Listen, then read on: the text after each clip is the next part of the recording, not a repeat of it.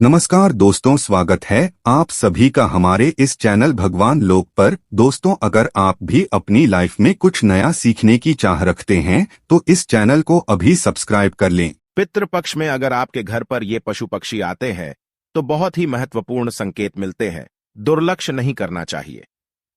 नमस्कार, आप सभी का स्वागत है। दोस्तों, हिंदू धर्म में पितृपक्ष का महत्व बहुत अधिक होता है।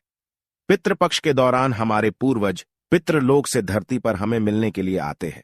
हमारे द्वारा उनके लिए किए जाने वाले श्राद्ध तथा तर्पण, पिंड दान आदि कार्यों से वे संतुष्ट होकर हमें आशीर्वाद प्रदान करते हैं।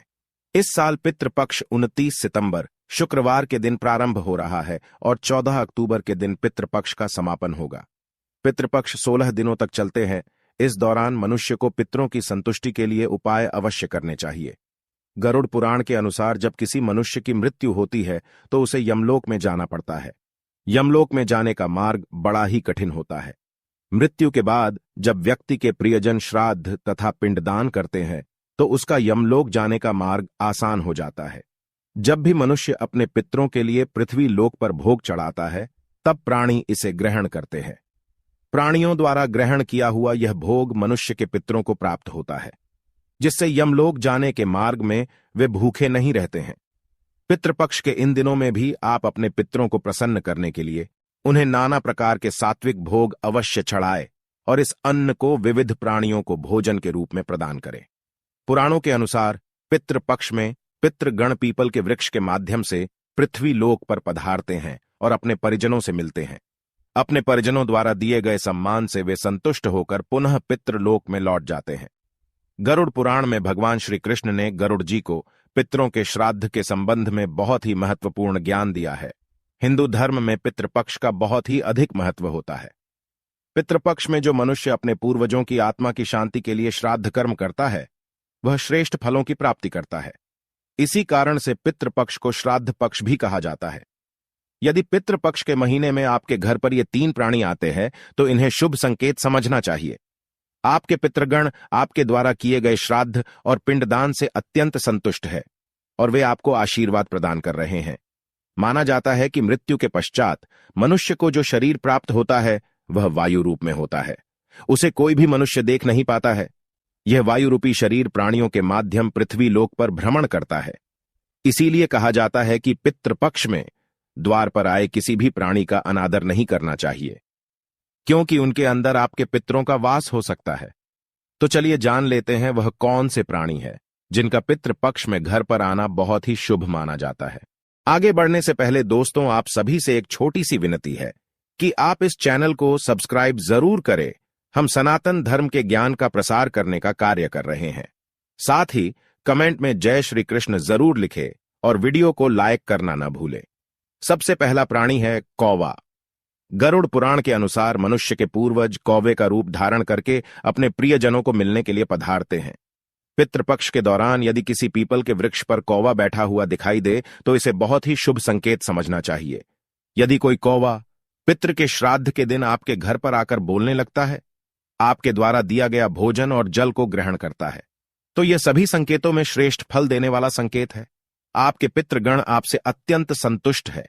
आपके दिए हुए सम्मान और भोग से वे प्रसन्न हैं और आपको आशीर्वाद दे रहे हैं, ऐसा समझना चाहिए। पितृपक्ष में कौवे का घर पर आकर भोजन ग्रहण करना यह संकेत है कि आपके जीवन से सभी समस्याओं का अंत होने वाला है और आपके जीवन में खुशियां आने वाली है। किंतु अगर पितृपक्ष में कोई कौवा आपके घर पर आकर जोर जोर से चिल्लाने लगे तो आपको समझना चाहिए कि आपसे पितृगण आपके बहुत ही नाराज है। आपको उनकी संतुष्टि के लिए श्राद्ध कर्म करने चाहिए, अन्यथा पितृ दोष से भयंकर स्थिति उत्पन्न होती है। दूसरा प्राणी है कुत्ता। अगर पितृपक्ष में श्राद्ध तथा पितरों की पूजा के दौरान द्वार पर कोई कुत्ता अचानक ही प्रकट हो जाता है तो यह बड़ा ही शुभ संकेत है। आपके पितृ कुत्ते के माध्यम से आपको आशीर्वाद प्रदान करने आए हैं।